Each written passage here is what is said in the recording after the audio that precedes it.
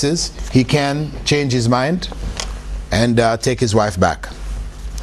There's one question which somebody asked here: which version of the Bible is best to use against Christians? Well, rather not to use it against them, but use it to help them understand. As you know, some versions have large amounts of verses being taken out, and books. Well, the Modern Standard Version, the Revised Standard Version, this is the most commonly used one. Between that and the King James Version, you can, the King James Version has all the verses initially. The Revised Standard, you have deleted verses. But in the Revised Standard, they indicate where the verses have been deleted. And this is actually a good one because you can use it to show them that their Bible has changed. You've got deleted verses which they said were once a part of the Bible. For many hundreds of years it was part of the Bible, and now we have deleted it. So this is something is useful to show them, where human changes have taken, affected the Bible text itself.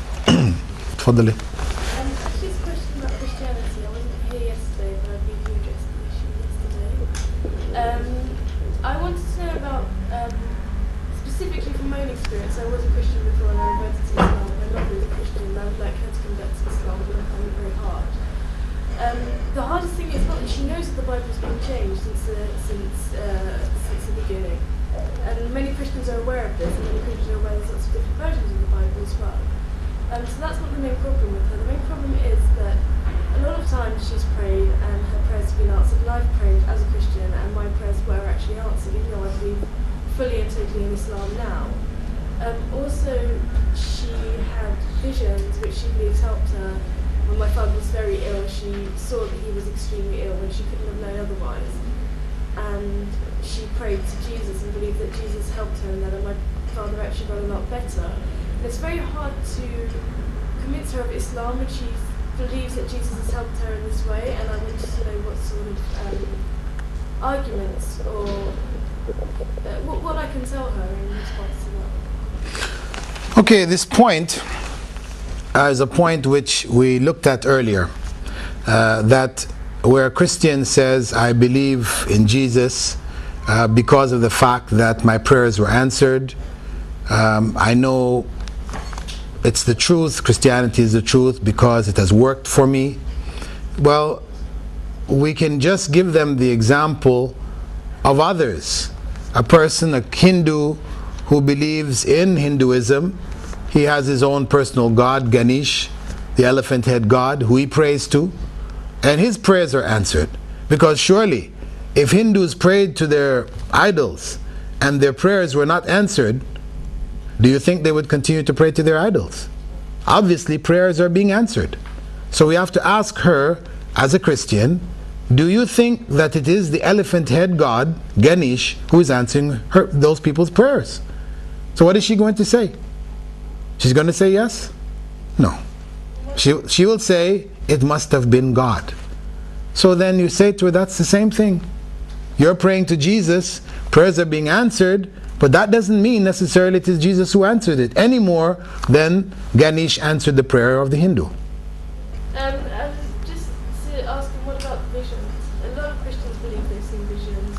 Well, the issue of visions is the same thing. Hindus see visions, Buddhists see visions, all kinds of people see visions. We understand that these visions, it depends. A vision could be what we may call a true dream, where Allah shows something to somebody, of the future, and it does happen, and these kind of things, and this is from Allah. Or they could be actual apparitions, where groups of people have seen Mary and the Christ child appearing before them, these kind of things, statues of Jesus with the tears coming from the eyes, and all these kind of things happening. And we know that the jinn are able to possess objects and things and give these kind of impressions to people. So this happens in all societies. It's not unique to Christian society. So if we're going to accept that as evidence of the truth of that, then we have to accept it for the other religions. Jesus being the begotten Son of God, what do they mean by that? Well, begotten means that one has been given birth to. That's what begotten means. Born of. Right? Which takes it away from symbolism, meaning literally, God gave birth to that Son. That's why they say the only begotten Son of God.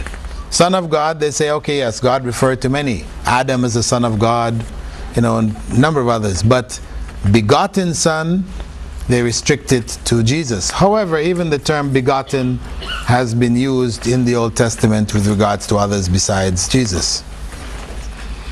And for us, as we said before, our response to that is, what do gods have? How do we deal with the issue of the modernist Orientalists? Are they both of the same kind? How do we give them da'wah? Well, the modernist, meaning a person who wants to give a modern interpretation of Islam for the 20th century, we have to point out to them that Islam is for all times. That what Allah has prescribed, if it's right, if it is the final message, then it is for all times.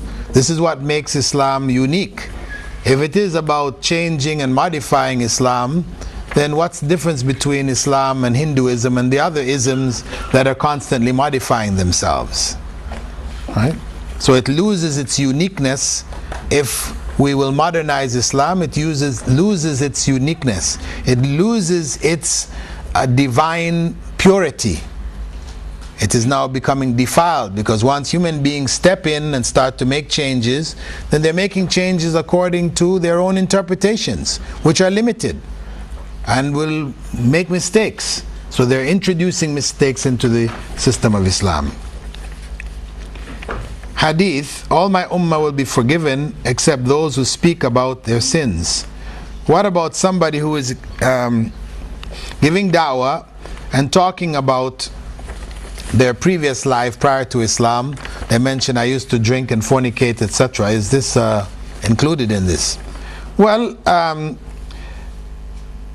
if one explains this, or elements of this, one doesn't need to go into details. One can say, well, I was like everybody else, doing similar things, that young people do of this time or whatever. Better to talk in general terms than to go into specifics, and this is where it has some benefit. You're trying to relate to an audience, let them know that you didn't live in a place where these things didn't exist, so you're well aware of it, so you use it from that perspective. Otherwise, if it's not needed, then it's better to avoid it. And the main idea behind that is that for a person to speak about sins and specifics, then you are talking to an audience that may not be involved in those things, and now you've put it in their heads. So it's better to keep whatever. And that's why, if you have a bad thought, an evil thought, even a bad dream, Prophet ﷺ said, don't tell anybody. You have an evil dream, a bad dream, scary dream, whatever, don't go relate it to other people, because then you're introducing thoughts into their heads and then it messes them up. So you limit it, you ask Allah's forgiveness, protection, and keep it to yourself.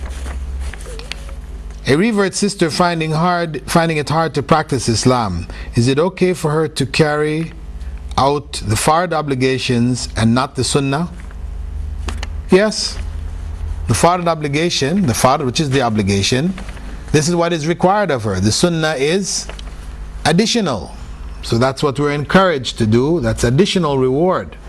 If a person, even if they weren't having difficulty, if they decided, today I'm not, after Fajr I'm in a hurry, I'm not going to do my, after Dhuhr, for example, I miss sunnahs after Dhuhr, or, after Isha or whatever, due to some other things I have to do, there's no sin. There's no sin on it.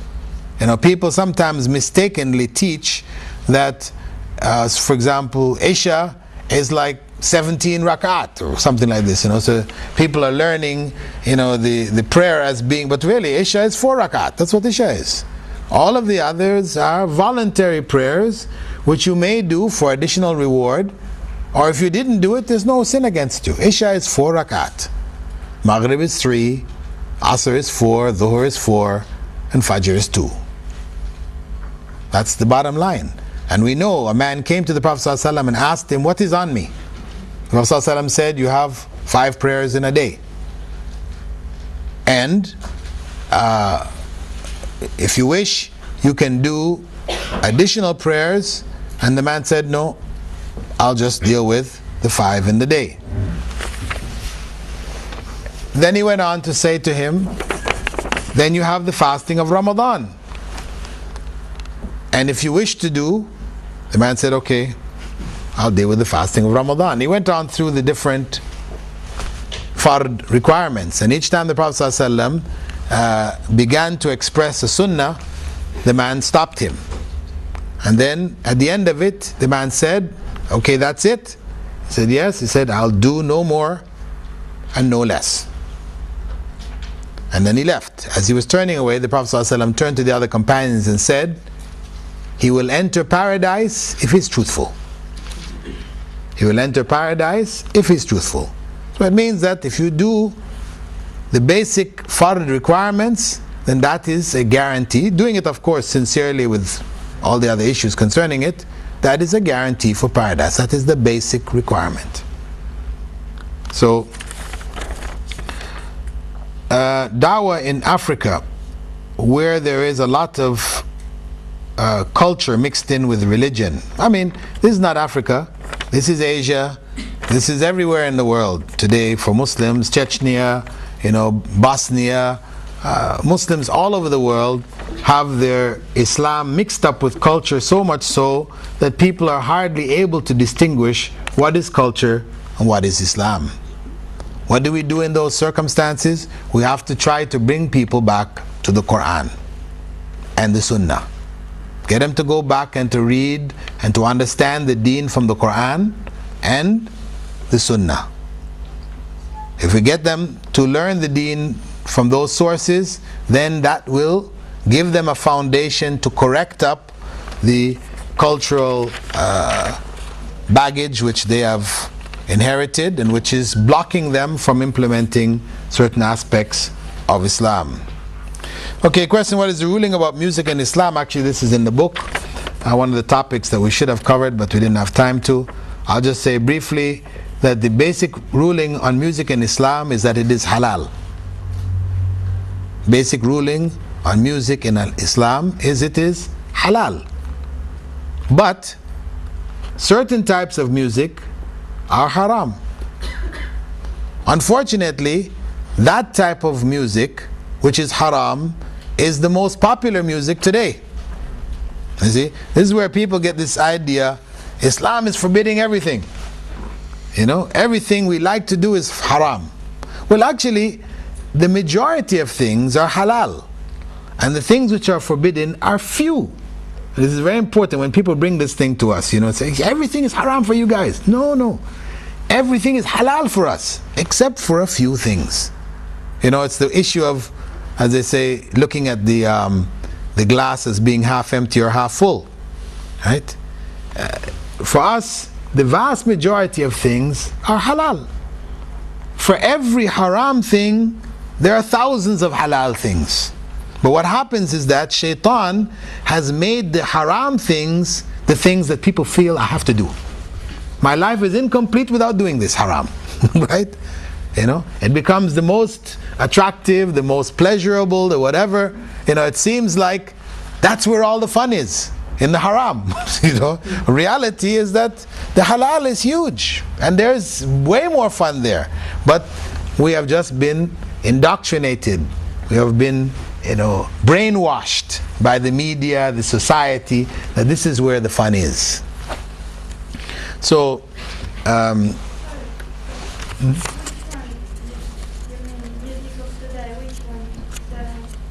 music of today, we're talking about Madonna, Michael Jackson, and all those types of things.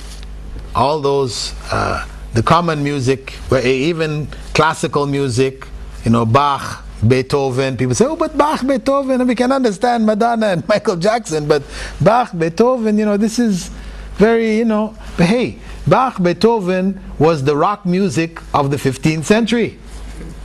It's just times have changed and people are not doing what they used to do to it. But in those days, that was the dance music. They were doing their dances and, So the point is that wind and stringed instruments, the Prophet ﷺ forbade. Wind and stringed instruments. So where the music is produced by the voice, singing, or by the duff, which is like a hand drum, this is permissible. Anything beyond that, the hand drum just produces what? A beat, gives it some kind of tempo, whereas the voice produces the musical element. And the Prophet ﷺ had said, "Man lam yataghanna bil Quran falaysa minna." Whoever doesn't sing the Quran is not of us. So we understand singing is halal, and we know so many other evidences. So the point is that music is permissible, but a certain element of it has been made forbidden, and it is because of the quality that that element has in captivating the hearts. It captivates the heart. It is the Quran of Shaitan, Satan's Quran.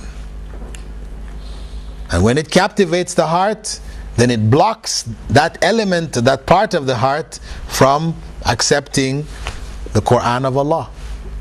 So this is what? There's a struggle over the hearts there.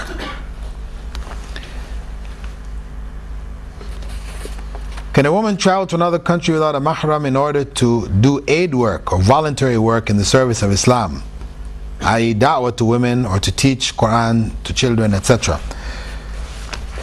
One has to again look at, what you're asking here is, do the ends justify our means? Because we want to do this good thing, which is da'wah to women, teach the Quran, will that justify us doing something which has been identified as haram? No. We don't function like that. If there are other options, we go and try to find those other options. Otherwise, I'm sure in the country that you're in, there's place for da'wah to women and place to teach children Quran. So it's not to say that the only way I can give da'wah to women and teach Quran is if I make, I take a journey to another part of the world, etc. to do it. No, it's not the only way. So Allah has forbidden the women from traveling for a reason. Why? Is it because He doesn't want women to teach women Islam, make da'wah to them and teach children Quran? No, of course not. He wants to protect them from harm. There is danger in journey, in traveling. So a woman traveling alone is in even greater danger. This is the point. It's for her protection. No more, no less. Sisters giving da'wah alongside brothers on the same da'wah table. Well, Islamically, of course, and they're saying basically these people are not mahrams, It's better to have two tables,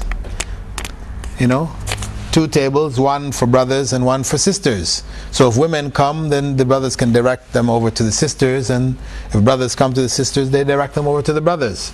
That is better. Could you please explain what happened to Surah Rajam, which was not included in the Quran? Well, it's not Surah Rajam, but the verse on Rajam. It's the verse on stoning, or Umar ibn al-Khattab talked about. And Allah removed the text from the Quran, as He said that He would. يَمْحُ اللَّهُ مَا يَشَاءُ. Allah will remove from the Quran what He wishes, and He will affirm what He wishes. This is a part of the abrogatory process which Allah had with the Quran. Some verses were deleted and their ruling was deleted. Some verses were deleted and their ruling was kept. Some verses were kept and their ruling was deleted. These are just different ways in which Allah, did abrogation in the Quran. What made you interested in Islam? And what type of da'wah worked on you? For myself, briefly, I was into communism. I was a communist in university at the time when I decided to become a Muslim. However, though I was a communist, I had become disenchanted with communism after working with the Communist Party for a number of years, and I started looking elsewhere. And alhamdulillah, a friend of mine actually from the Communist Party had accepted Islam, and when she accepted Islam, she got married to a Muslim brother. It caused me to want to look at Islam, and I asked for some material. I started reading Towards Understanding Islam by Maududi, and the second book I read was